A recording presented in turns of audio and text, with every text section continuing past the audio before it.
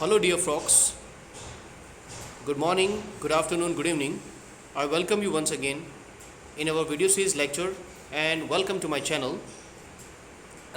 Actually, we have been discussing chapter number 17 and that is poverty and unemployment.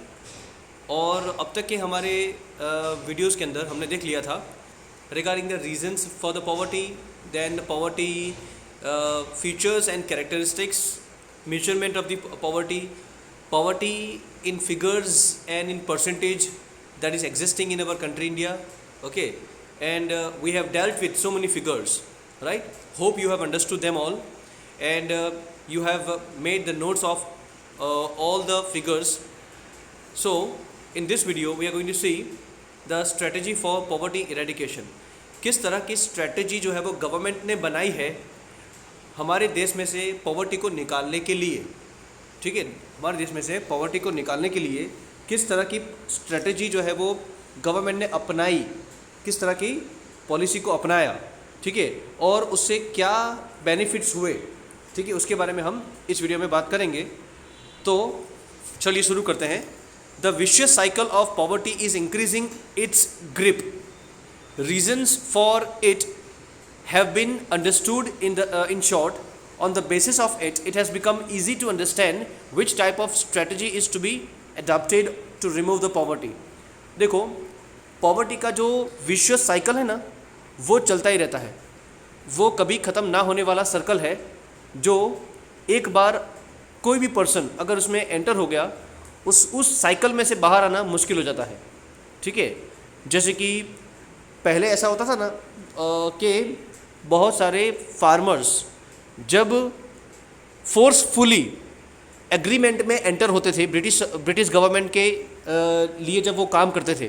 ठीक है, तो कोई भी फार्मर जिसके पास पैसा नहीं होता था किसी चीज़ को ग्रो करने का, तो एक बार अगर ये फार्मर अगर ब्रिटिशर्स से या फिर जो बहुत सारे ऐसे समंताज थे या फिर हम कह सकते हैं कि बहुत सारे ऐसे लाइक लॉर्ड्स थे, है ना, लाइक मनी लेंडर्स थे. There were many money lenders. ठीक है, बहुत सारे ऐसे मनी लेंडर्स थे जो इन फार्मर्स को पैसे देते थे on the very high rate of interest. और एक बार फार्मर ने लोन ले ली कहीं से भी, तो फिर उसकी आने वाली कई पुश्तें, है ना, जो है इसी साइकिल में वो जकड़े रहते थे, कभी उससे बाहर नहीं निकल पाते थे.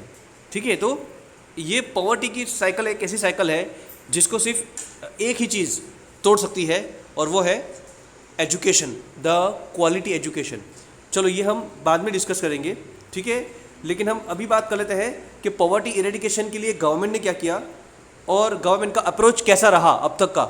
ठीक है, अब तक का गवर्नमेंट का अप्रोच जो है वो कैसा रहा उसके बारे में बात करेंगे. तो till now 11th year plan has been completed. अब तक 11 जो है प्लान, ईयरली प्लान जो है वो हो चुके हैं. 5 ईयर प्लानिंग जिसको बोलते हैं, 5 ईयर प्लानिंग. ठीक है, जिसमें till then neglection of the rural areas in strategy for development of Indian economy and work plan is found mainly responsible for the poverty. देखो, बहुत सारे ऐसे इकोनॉमिस्ट का ये मानना है कि अब तक इंडिया ने पॉवर्टी को रिमूव करने के लिए जो है जितने भी एफ़र्ट डाले, उन एफ़र्ट्स ये जो एफ़र्ट्स हैं वो फेल क्यों गए. वाई द एफ़र्ट्स, है ना, were not enough to remove the poverty from our country at large extent.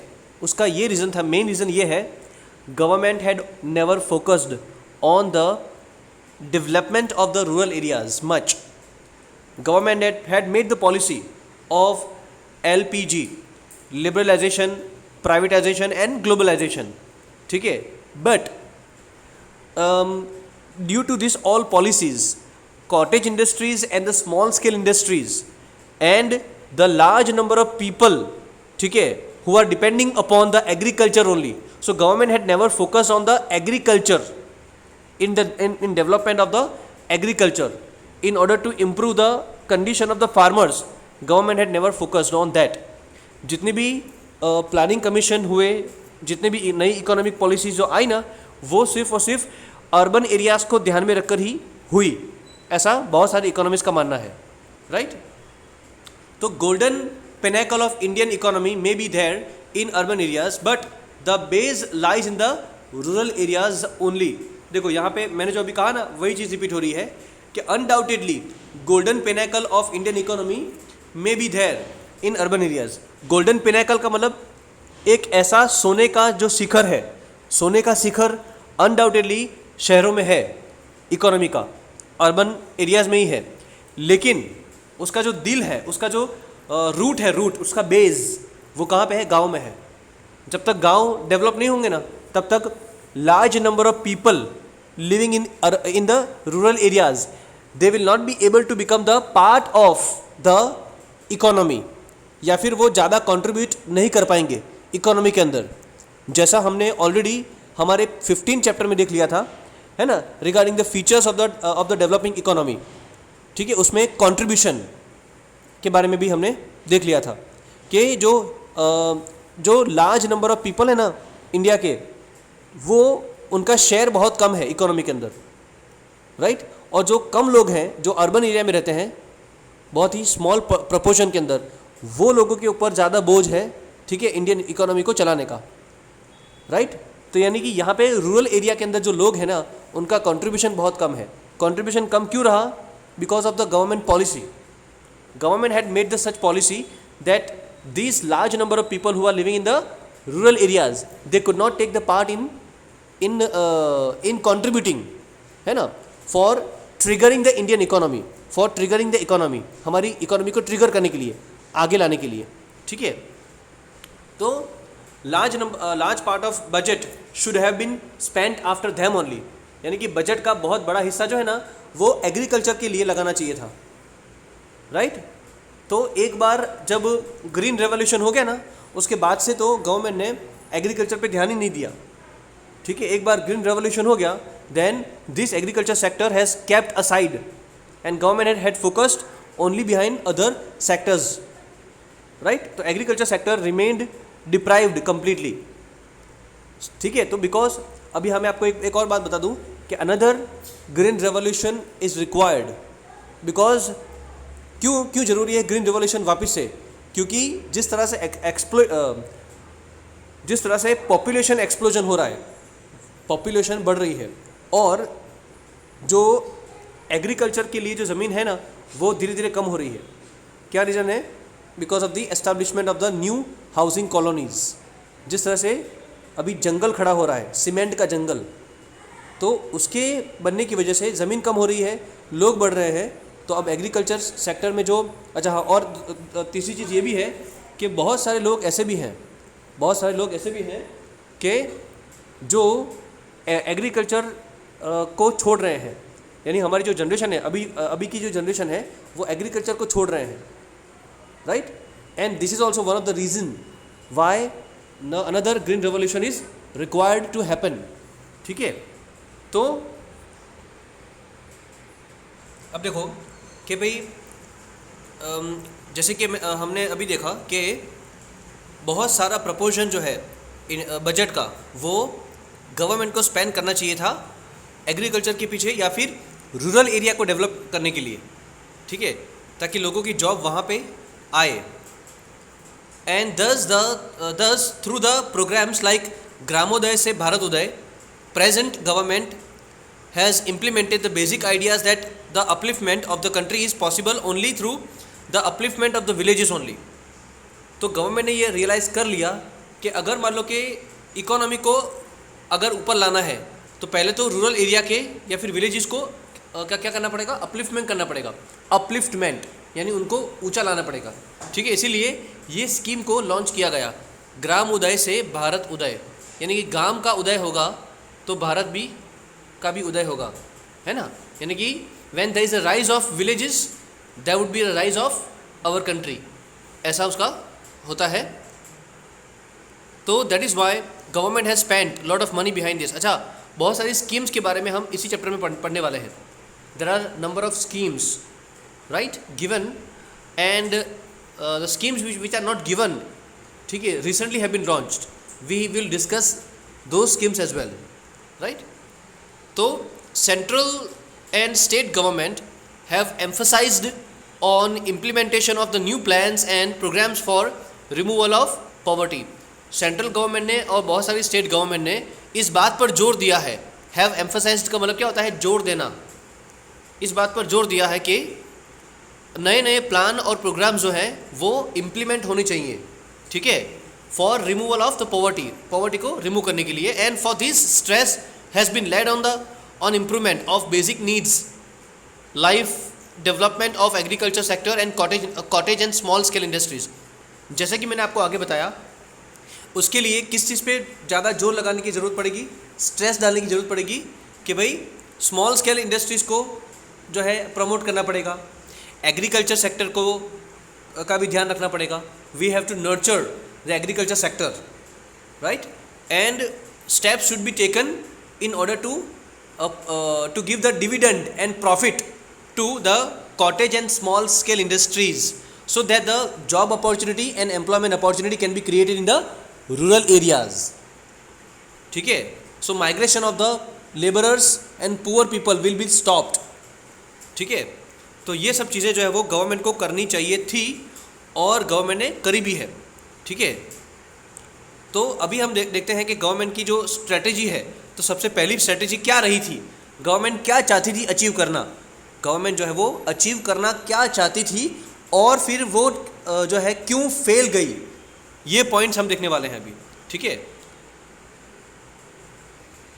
तो सबसे पहला जो पॉइंट है वो ये है कि after independence government has given a thrust to development of large scale heavy and key industries along with the slogan of गरीबी हटाओ.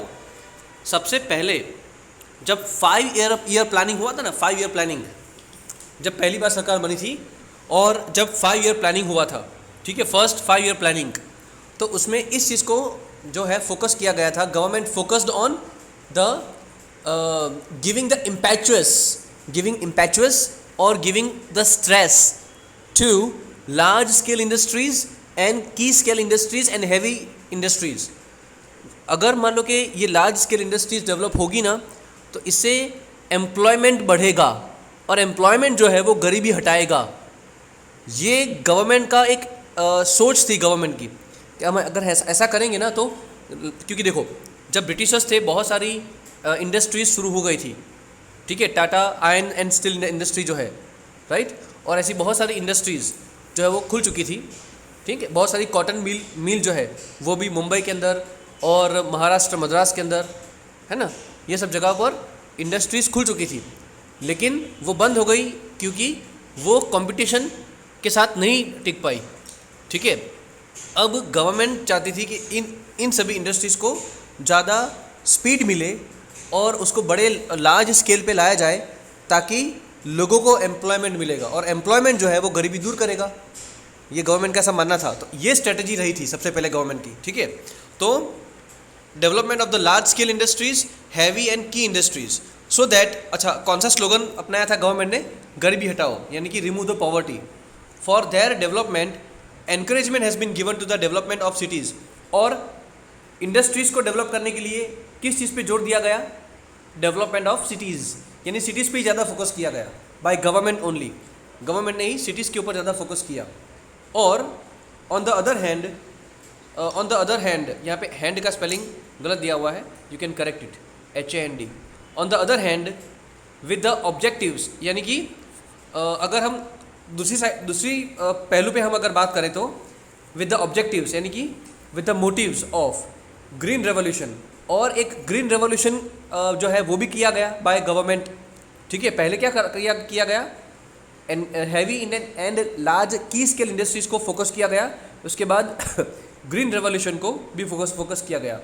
और उसमें बेटा बहुत सारे लैंड रिफॉर्म्स एक्ट भी लाए गए. ठीक है, लैंड रिफॉर्म्स एक्ट जिसको बोलते हैं हम लैंड टेनेंसी एक्ट, ये शायद आपने चैप्टर 10 में पढ़ा होगा. ठीक है, चैप्टर 10 में आपने अगर पढ़ा हो तो कि regarding the land ceiling act and land tenancy act, ये 2 एक्ट. ठीक है, जिसमें गांव के अंदर जो बहुत सारे कई सारे लोग ऐसे भी हैं जिनके पास बहुत सारी ज़मीन होती है, हद से ज़्यादा, और कई ऐसे भी लोग हैं जिनके पास ज़मीन ही नहीं है, they are landless labours only. तो ये जो गैप है ना, उसको कम करने के लिए गवर्नमेंट एक ऐसा रूल आई जिसमें लैंड सीलिंग एक्ट, यानी कि अगर कोई पर्सन ऐसा है तो वो उनके पास एक पर्टिकुलर मेजरमेंट में ही लैंड वो ले सकता है, उससे ज़्यादा लैंड उसके पास नहीं हो सकती है। A person cannot own a land more than the prescribed measurement of land. ठीक है, ताकि क्या है कि जो पॉवर्टी की जो गैप है वो भरी जा सके। ठीक है, इम्बैलेंस जो बना हुआ है इकोनॉमी के अंदर वो, राइट।